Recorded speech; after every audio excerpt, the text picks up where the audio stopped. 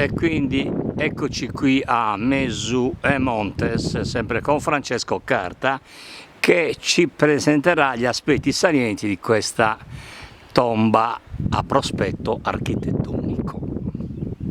Benissimo, è proprio vero, è una tomba a prospetto architettonico. Attenzione, adesso noi dobbiamo immaginare l'epoca in cui è stata iniziata questa tomba, che sicuramente è pre-nuragica, ma poi ad un certo punto i sardi che abitavano in questa zona, conoscendo la tomba dei giganti propria della cultura nuragica, cosa fanno? Anziché realizzare una tomba di giganti, la scavano, la realizzano scolpendola in questa parete rocciosa. Osservate gli elementi caratteristici della tomba di giganti: la stele, di cui abbiamo la parte orizzontale e la centina in alto, con il semicerchio che è stato distrutto sicuramente perché ha attirato l'attenzione dei vandali, dovendo contenere le tre fossette che sono sempre nella parte più alta della stele. La stele che continuava giù a sinistra e a destra, che è stata dai pastori in epoche storiche demolita per allargare lo spazio, perché chiaramente questa tomba è stata usata dai pastori locali.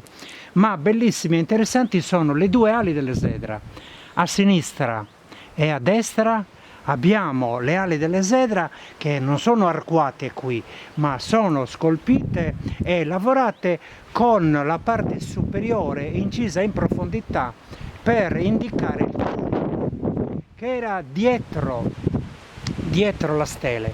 Quindi qui a un certo punto abbiamo una stele che è la facciata della tomba, una tomba di domus di epoca pre-nuragica utilizzata nella civiltà nuragica, quindi diciamo che qui siamo attorno al 1600-1800 a.C. Quindi parliamo del primo nuragico, oppure qualcuno lo può anche chiamare cultura di Bonnannaro.